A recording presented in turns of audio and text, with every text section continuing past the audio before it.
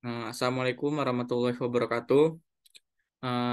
Di sini kami kelompok dari kelas A untuk mata kuliah proyek karya teknologi dengan pengampu Pak Fajar Suryawan akan menjelaskan beberapa abstrak kami.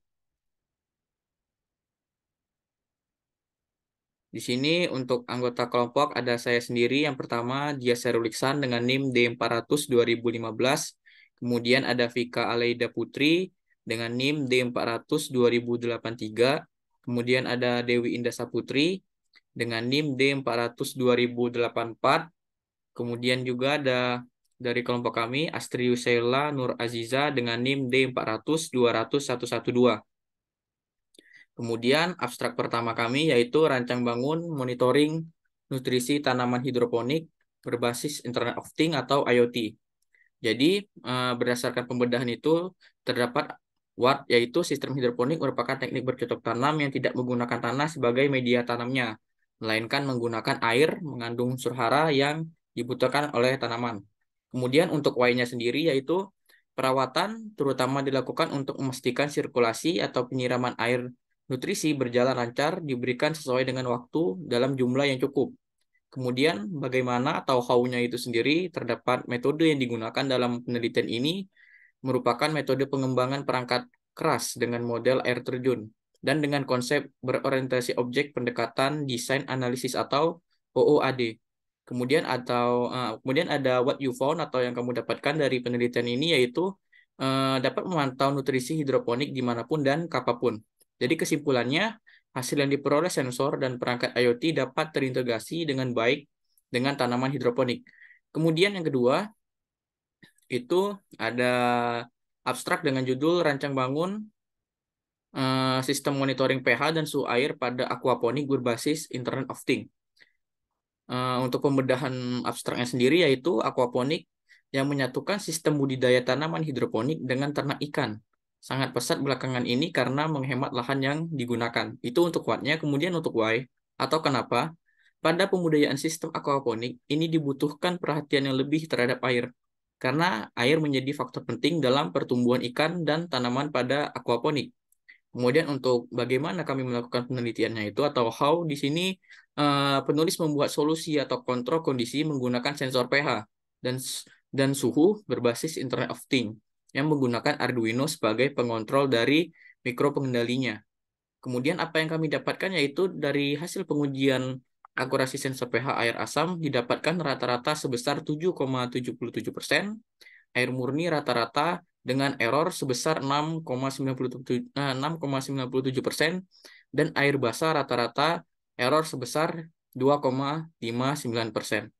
Selanjutnya untuk abstrak ketiga, yaitu dengan judul Rancang Bangun Inkubator Penetas Telur Berbasis Internet of Things.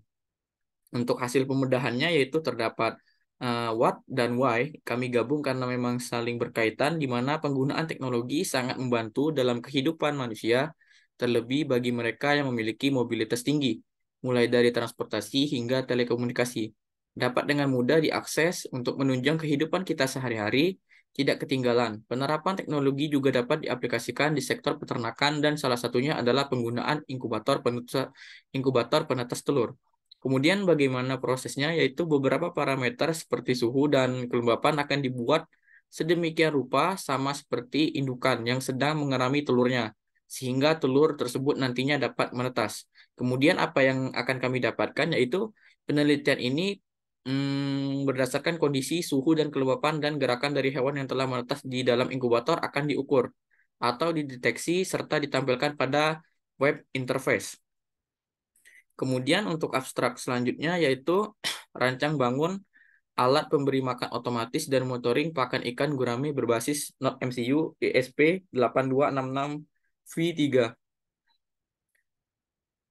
Untuk pembedahan abstraknya itu pakan merupakan faktor penting yang mempengaruhi pertumbuhan ikan. Eh, Pakan juga dapat mempengaruhi panjang, berat, atau pertambahan volume dari ikan. Kemudian ada Y-nya.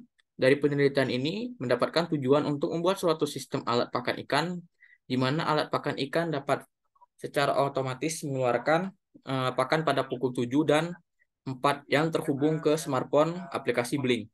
Kemudian bagaimana kami untuk melakukan penelitian ini, sensor load cell digunakan untuk mengetahui pakan ikan pada wadah ikan yang dapat dimonitoring secara real time melalui aplikasi Blink dan LCD 16x2.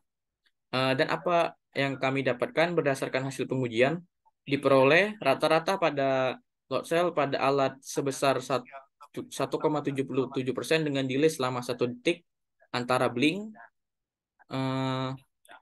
dengan motor servo dan motor DC untuk bekerja. Kemudian untuk yang kelima, rancang bangun sistem monitoring ketinggian air sungai berbasis Internet of Things. Untuk pembedahannya sendiri yaitu musibah banjir sering terjadi di Indonesia, seringkali memakan korban jiwa dan kerugian material terutama untuk daerah pemukiman yang berada di sekitar aliran sungai. Ini untuk what-nya, kemudian untuk why atau kenapa tujuan penelitian pada penelitian abstrak ini membuat sebuah alat rancang bangun sistem monitoring ketinggian air sungai berbasis Internet of Things, di mana penduduk sekitar sungai dapat mengetahui kondisi ketinggian air sungai dan mempersiapkan diri sebelum terjadinya banjir. Kemudian bagaimana kami melakukan penelitiannya yaitu metode pada perancangan alat meliputi pada diagram blok, flowchart, kemudian perancangan mekanik, dan perancangan software. Terakhir yaitu what do you found atau apa yang kamu dapatkan dari penelitian ini yaitu dari hasil pengujian dapat disimpulkan bahwa pada saat supply dihidupkan sensor ultrasonik akan membaca ketinggian air, maka Arduino akan mengirimkan informasi ketinggian air sungai pada aplikasi Blink secara real time. Kemudiannya untuk beberapa abstrak selanjutnya, 5 abstrak ke depan akan diteruskan oleh teman saya Vika Aleida Putri. Baik, untuk selanjutnya yaitu rancang bangun smart aquarium untuk ikan cana berbasis IoT. Nah, dari sini kita membedah untuk jurnal tersebut yaitu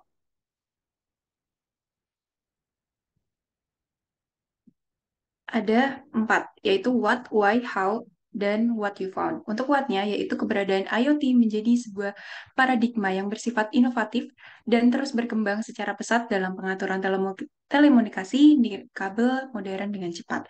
Kemudian untuk why-nya, yaitu suatu ekosistem yang melibatkan IoT itu akan memungkinkan pengguna untuk mengelola dan mengoptimalkan peralatan elektronik dan peralatan listrik menggunakan internet. Dan kemudian untuk how-nya dan bagaimananya yaitu adalah penelitian mengusulkan desain smart aquarium yang difungsikan untuk memelihara ikan cana.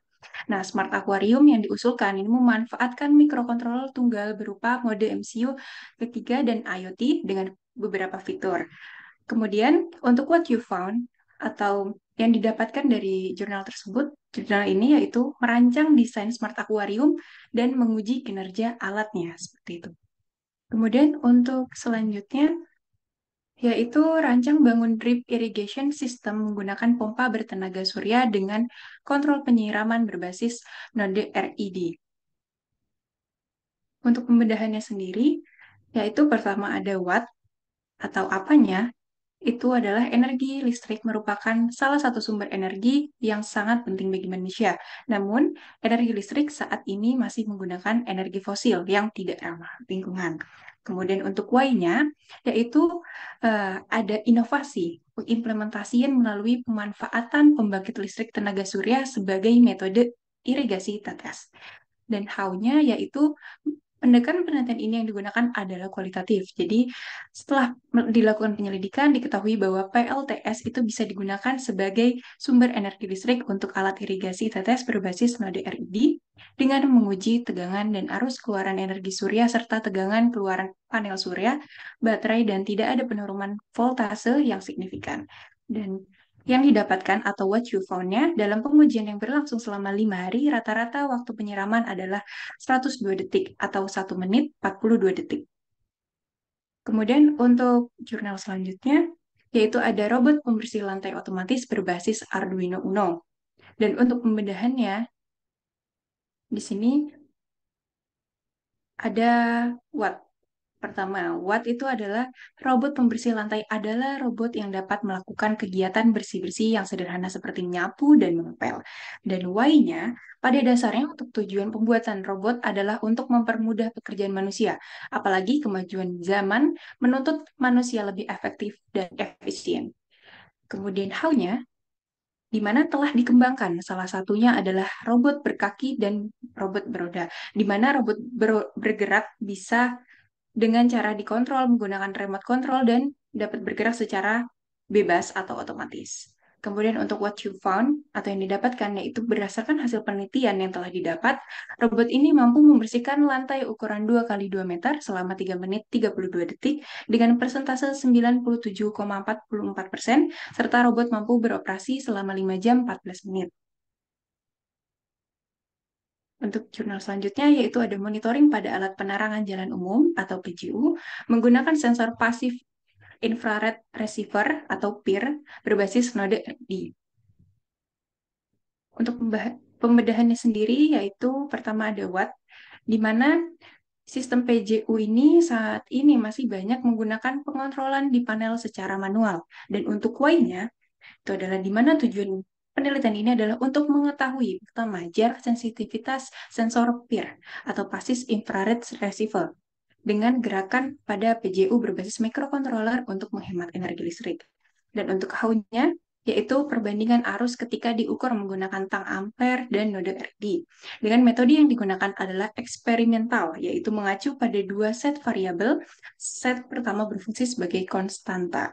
Dan what you found yang didapatkan yaitu bahwa hasil penelitian menunjukkan berdasarkan hasil pengujian ini bahwa sensor PIR bekerja ketika objek manusia pada jarak 1 hingga 8 meter dan bisa terdeteksi objek pada kondisi terang maupun gelap. Selanjutnya, yaitu ada rancang bangun sistem monitoring area parkir kosong pada pusat perbelanjaan berbasis Internet of Things atau IoT dengan Telegram bot. Untuk pembedahannya sendiri, yang pertama ada Watt, yaitu pusat pembelanjaan merupakan salah satu tempat orang berbelanja untuk memenuhi kebutuhan sehari-hari. Nah, pada saat akan ke pusat pembelanjaan, tentu tidak tahu parkiran di lokasi tersebut kosong atau penuh. Dan untuk Y-nya, di sini dirancang bangun sistem monitoring area parkir berbasis IoT dengan Telegram bot yang bertujuan untuk memberikan solusi dari permasalahan tersebut dan melihat performance alat yang digunakan dengan keadaan yang sebenarnya menggunakan prototipe. Dan how-nya, jadi perancangan alat pada penelitian ini melakukan melalui beberapa tahap yang dimulai dengan studi literatur, menganalisis permasalahan yang ada, dilanjutkan dengan perancangan hardware dan software. Setelah itu dilakukan percobaan alat dan pengujian alat. Dan yang terakhir, analisis hasil dan pembahasan. Dan what you found yang didapatkan, di mana dalam setelah beberapa pengujian ini didapatkan hasil bahwa pengujian sensor ultrasonik yaitu jarak minimum yang dapat dibaca sensor ultrasonik adalah 2 cm sesuai datasheet yang diberikan oleh sensor dan sudut maksimal yang dapat dibaca sensor ultrasonik adalah 20 derajat. Sementara kecepatan pengiriman pesan dari alat ke Telegram bot yaitu 0,8 second atau 0,8 detik dan pengiriman pesan bisa lebih lama tergantung koneksi internet yang ada. Seperti itu. Dan untuk selanjutnya, ada sistem monitoring level ketinggian air pada tandon rumah tangga berbasis IoT atau Internet of Things. Untuk pembedahannya sendiri, terdiri dari yaitu pertama ada watt, yaitu sistem pengisian air pada bak penampungan atau tandon air masih membutuhkan pengawasan penuh, di mana pompa air harus dihidupkan ketika tandon air mulai kosong dan sebaliknya, pompa harus dimatikan jika tandon air mulai penuh. Dan untuk Y-nya, di sini penelitian ini bertujuan untuk merancang prototipe yang mampu memantau tingkat ketinggian air pada tandon rumah tangga berbasis IoT. Dan untuk how-nya, bagaimana merancangnya, yaitu dengan merancang sistem pemantauan tingkat ketinggian air pada tandon dengan sensor ultrasonik HCSR04 berupa inputan yang mengukur ketinggian udara dan node MCU sebagai microcontroller. Kemudian untuk what you found-nya yang didapatkan berdasarkan hasil penelitian menunjukkan bahwa sistem monitoring level ketinggian air pada tandon dapat bekerja dengan baik sesuai yang diharapkan, yaitu ketika air pada batas 20%, maka aplikasi Blink akan mengirimkan notifikasi kepada smartphone sehingga pengguna dapat menentukan untuk menggunakan atau mengisi tandon pada batas 20% dengan cara menekan tombol on pada aplikasi Blink. Seperti itu. Dan untuk jurnal selanjutnya, dari 11 sampai 15 akan dibacakan oleh Mbak Asri Nur Aziza.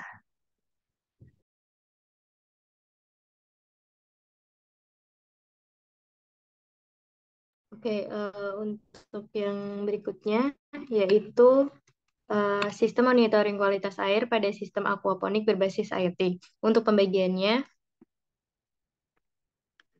oke, yang pertama yaitu pada bagian buat itu terkait dengan sistem aquaponik yang bertujuan untuk menghemat lahan tanam sekaligus membentuk pengairan yang terhubung secara langsung sehingga membentuk kehidupan dalam simbiosis mutualisme antara tanaman dan ekosistem air.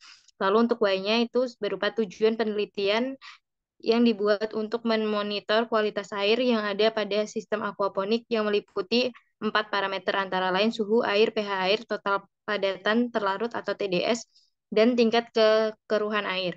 Lalu untuk metodenya atau how-nya, mohon maaf, untuk bagian how-nya yaitu berupa metode penelitian yang digunakan yang merupakan adalah metode pendekatan kuantitatif dengan instrumen pengumpulan data yang diperoleh dari software VNC Viewer dan microcontroller Raspberry 3 model B. Komponen lain yang digunakan untuk mengukur parameter yang diperlukan antara lain yaitu DS18B20, pH 45025, Sen 0244 dan Sen 0189 dan Arduino Pro Mini.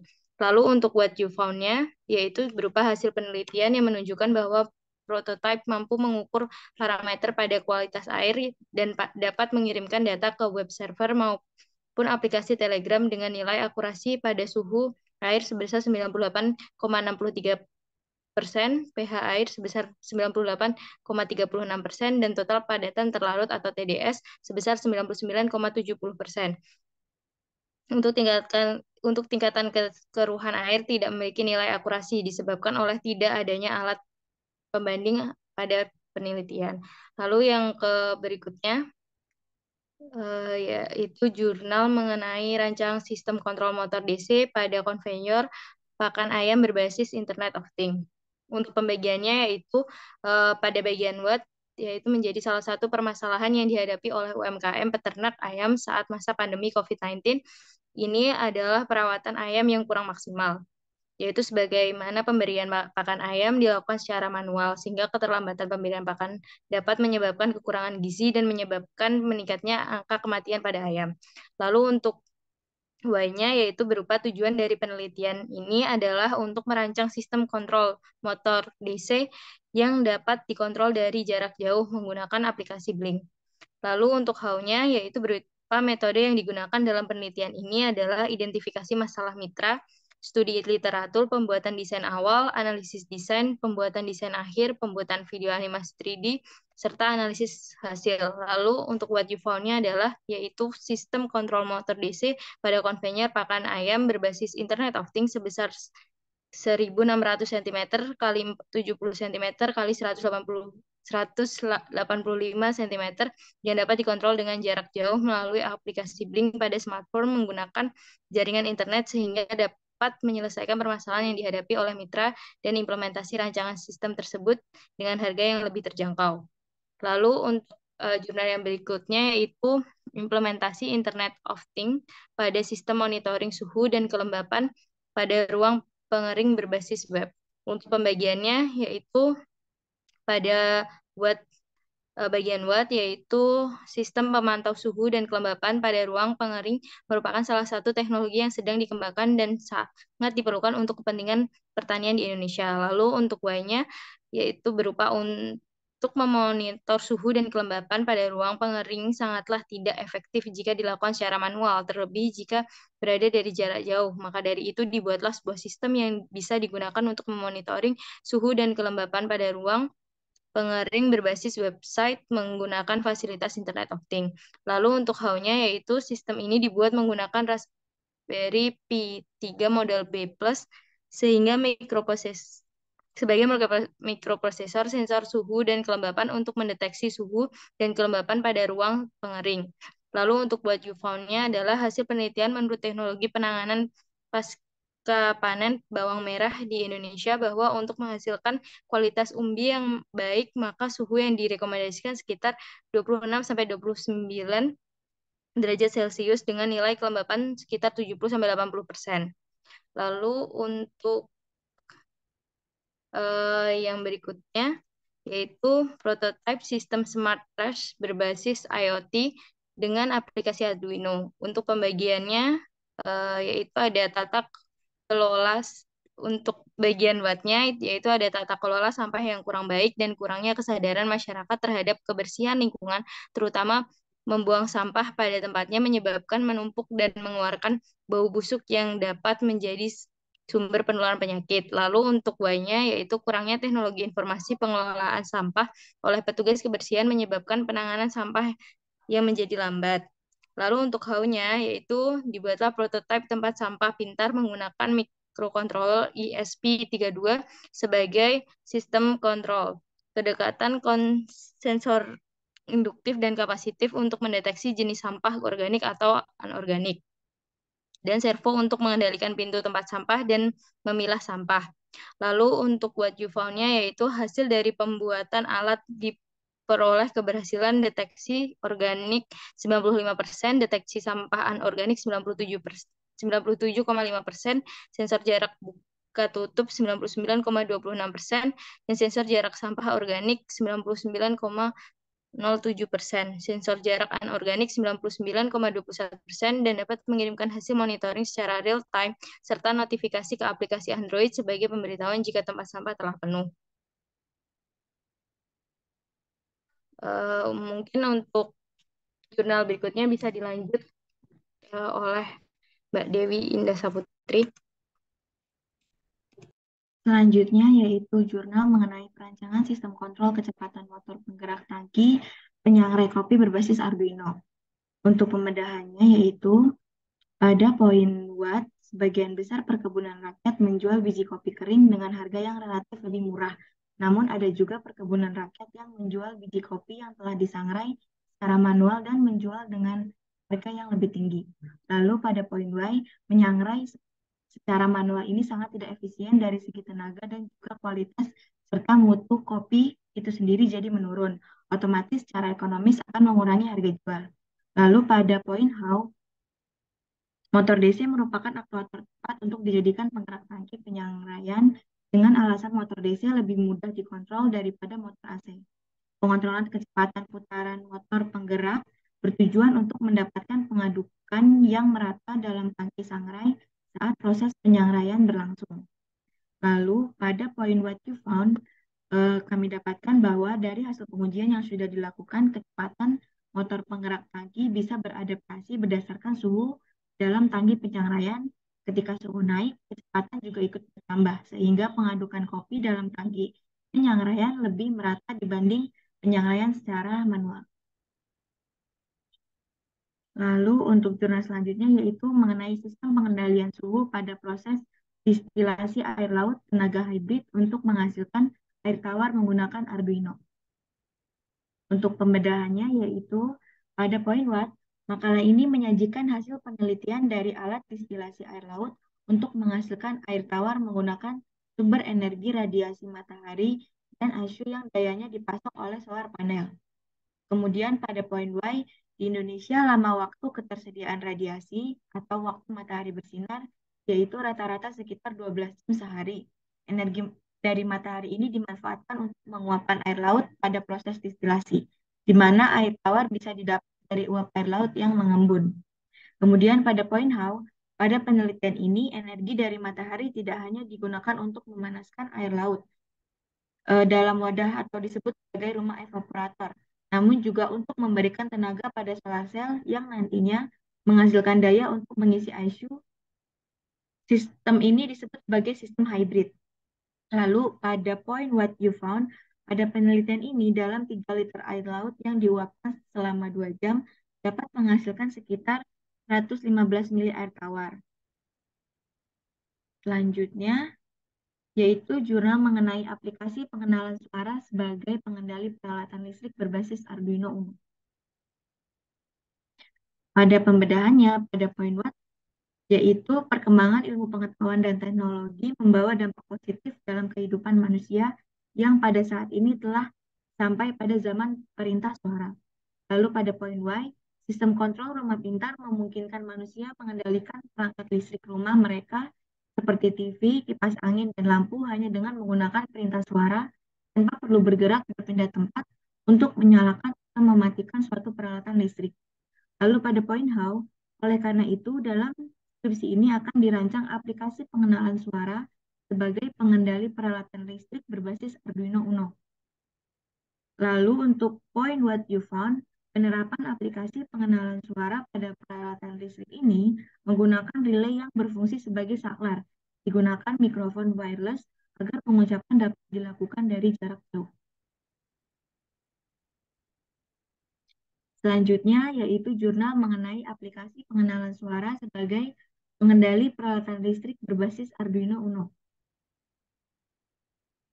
Pembedahannya pada poin what yaitu Android adalah bagian dari sebuah HP atau handphone.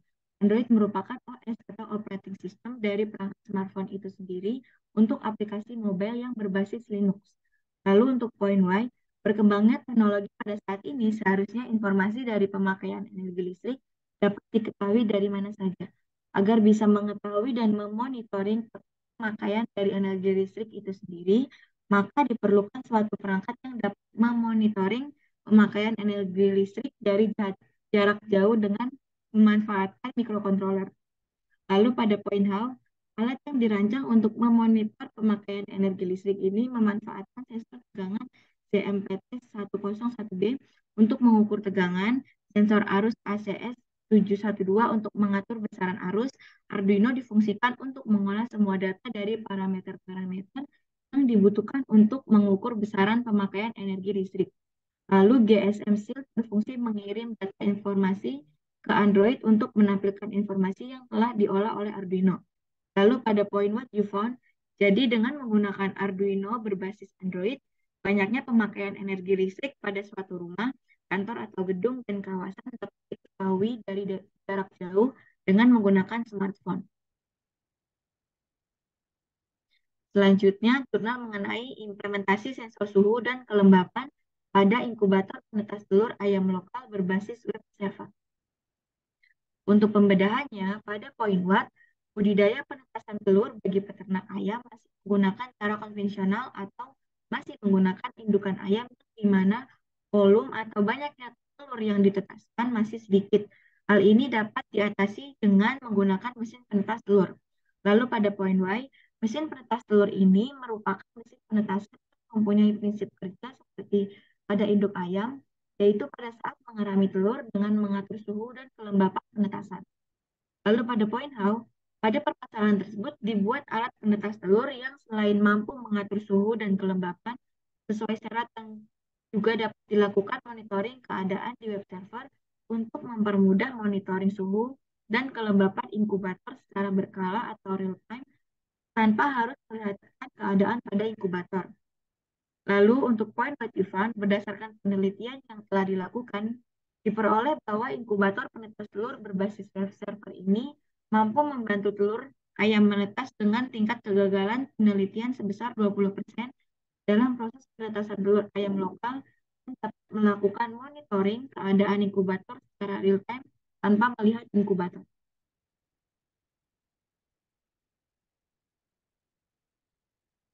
Saya kembalikan lagi ke Mas Jas selaku ketua kelompok ini.